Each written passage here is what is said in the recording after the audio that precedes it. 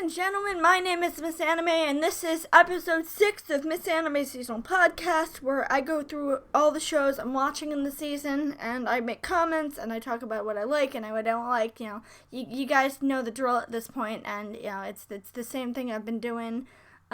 This season I put all the shows I'm watching in a bag, and I'm going to pull those shows out of the bag one at a time. And I'm going to talk about whichever shows I like in the season. Well, not just shows I like, but shows in general. What I'm still watching, basically, because shows I've dropped, I take out of the bag. And I also took Haru and Tarumono out of the bag. It's cute, and this week, Hiyori got a makeover, which to boost her confidence, which is nice. But basically, there's not a lot going on in this show. I also haven't put Dance Dance Endure in the bag yet, which I'm just lazy and I haven't gotten to it. This week, basically, Junpei realized that he's been relying on Liwa as a crutch, and he's been using him as an excuse. Used as to why he dances, and basically he realizes that in order to dance properly, he's gonna have to figure out what he wants and what he wants to do.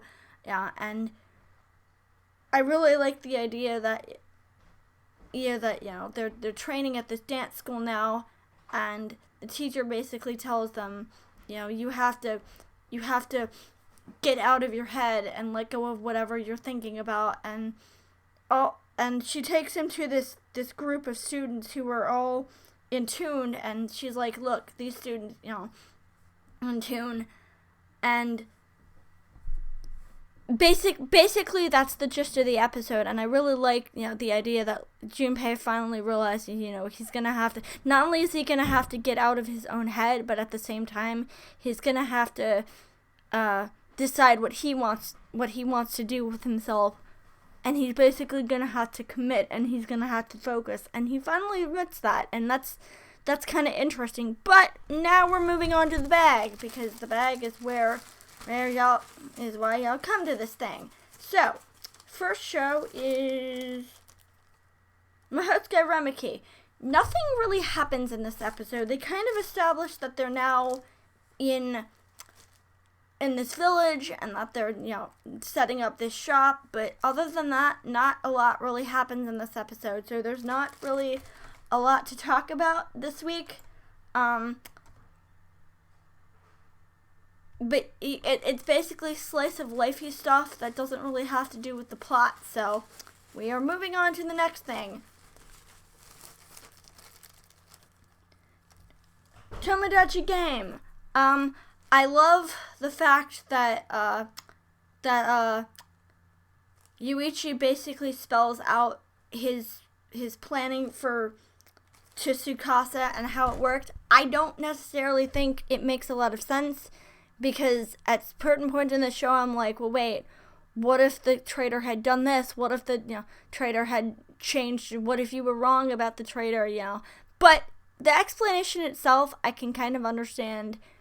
And I like the fact that Tsukasa realizes that the only way to have an ally in this game is to basically pitch himself into the next game, because I don't know if it's because he feels bad or because he just wants to erase his own debt, but, this should be interesting going forward into the next couple games, because Ishin isn't going to go away on its own, and, they're not really friends, but I don't know what's going to happen to the rest of the people. That's the interesting part. What's going to happen to the girls, because,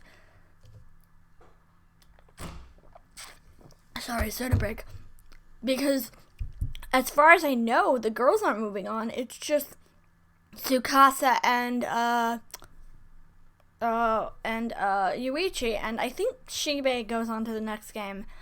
I do know something that happens with Sakuragi later on, but that's later on, and that's not to do with the actual game. So, it should be interesting how their dynamic changes, because clearly they don't, he doesn't trust him, but, moving on to the next thing.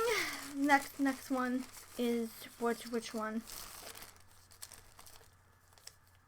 Shield Hero 2. So basically this episode just spelled out what I've been saying, and that, Ost was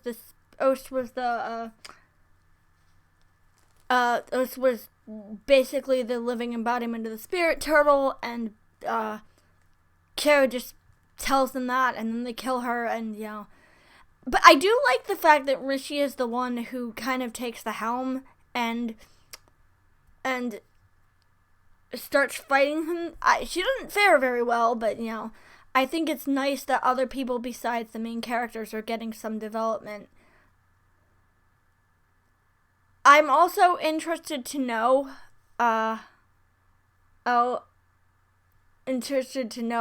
if this has any effect on the waves, because it felt like this had nothing to do with the actual plot, but maybe it does. Maybe we will find out later on that this actually that we're wrong. Also, I'm interested to know if the heroes being captured is going to be brought up later, because if they can be captured this easily by this guy, I hate to see how they fare in the rest of the world. And they clearly need to train more, and they clearly need to get. Kira leaves, but they kill her, and it's a little bit of character development for Rishia, but other than that, basically not very much. So next show is Greatest Demon Lord Reborn as a Nobody.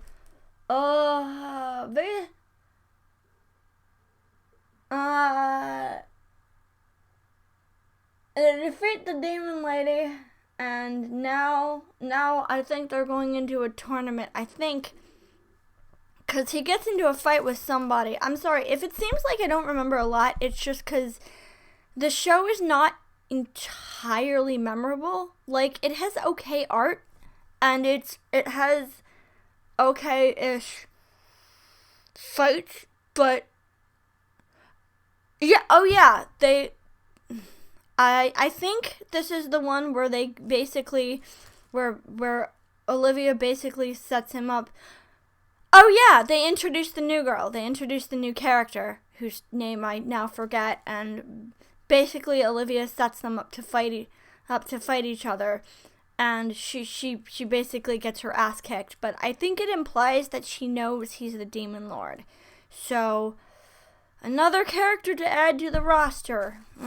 I'm not feeling this show, but we are 7-ish episodes in, so I'm not really inclined to quit.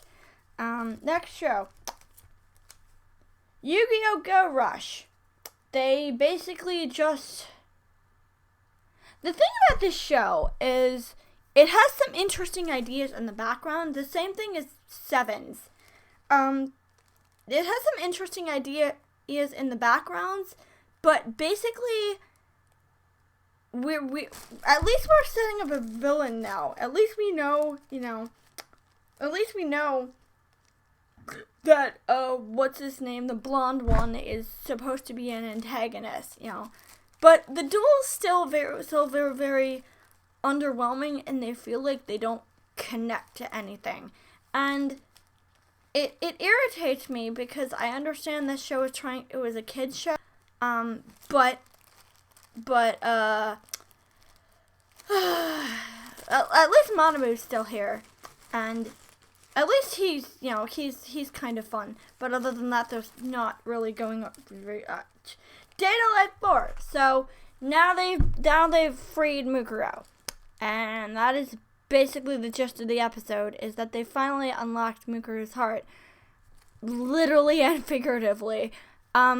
And now I like the fact that Mukuro is not actually in the room with them. She's still in space, but she can basically just pop out of any portal at any time. So not only is that going to lead to some good some interesting comedic moments, but it's gonna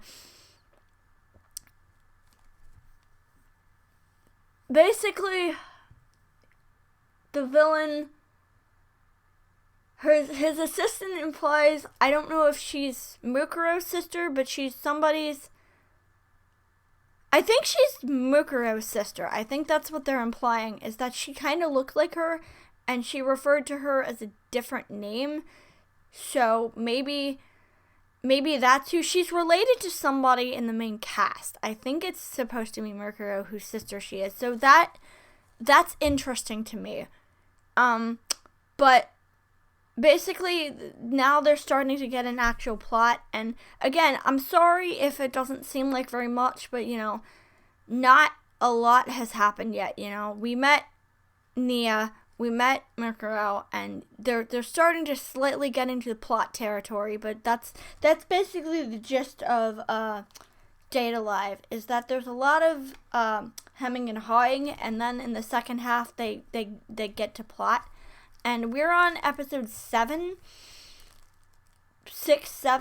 I think, and we're finally getting, or maybe it's 5, but we're halfway through almost, and we're finally getting to an actual plot. So I'm a little bit worried that this show is going to be kind of rushed. But anyway, moving on to the next show is Spy Family.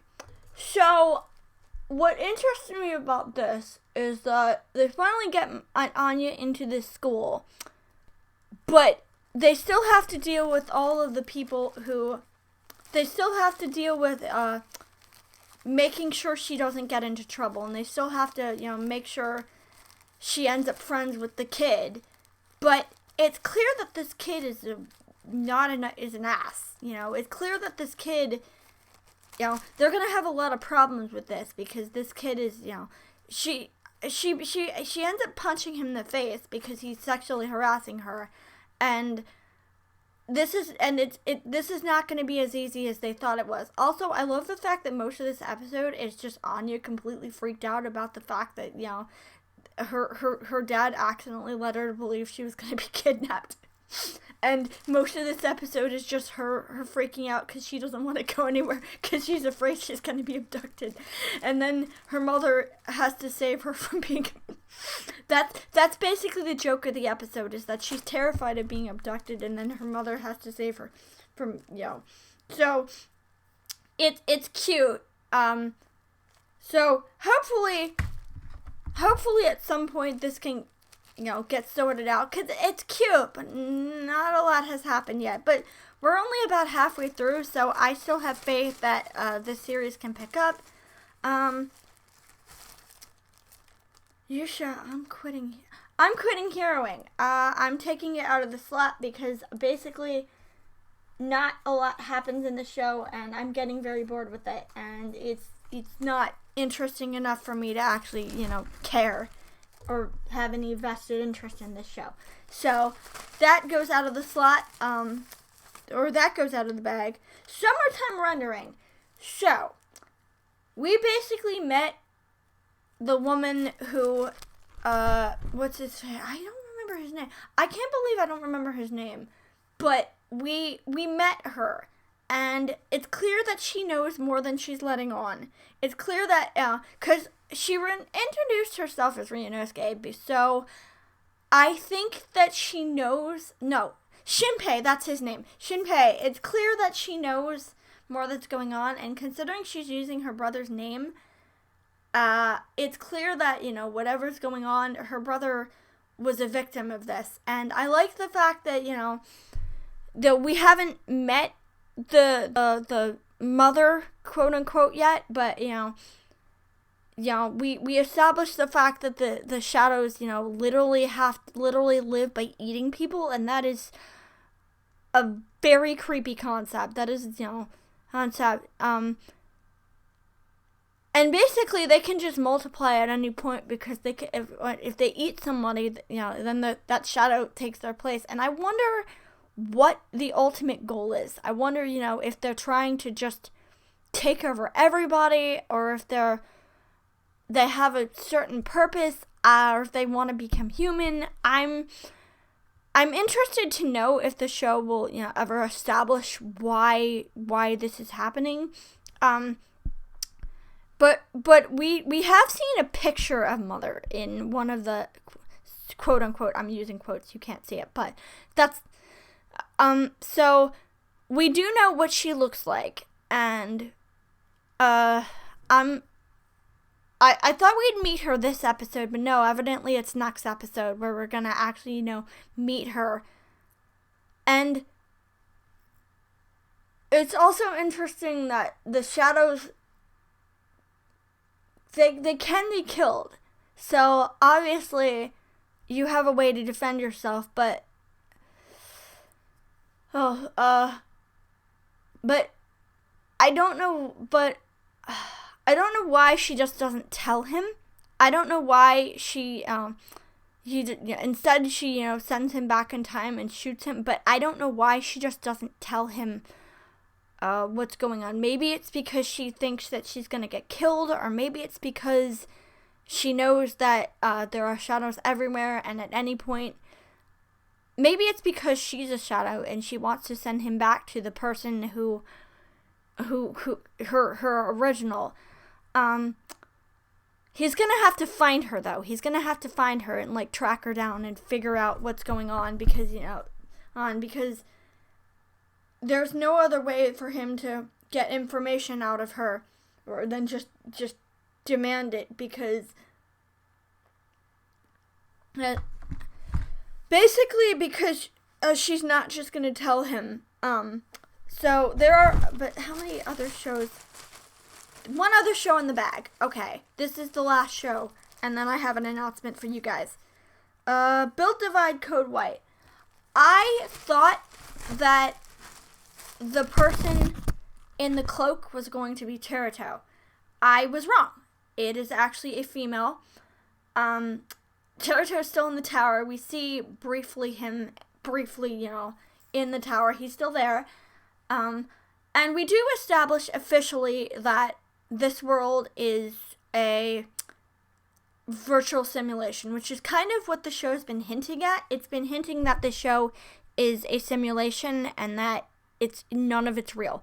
So, and that the villain, for whatever reason, wants to make this simulation the reality. I don't know why. I think it's going to be another example of, oh, hey, I don't like the real world and I don't like how it's run, so I want to convert everything into virtual reality. And we also get the implication that, everyone is in the real world. Their bodies are real, but they're stuck in this virtual reality world. So I'm wondering if he wants to shut it down, or if he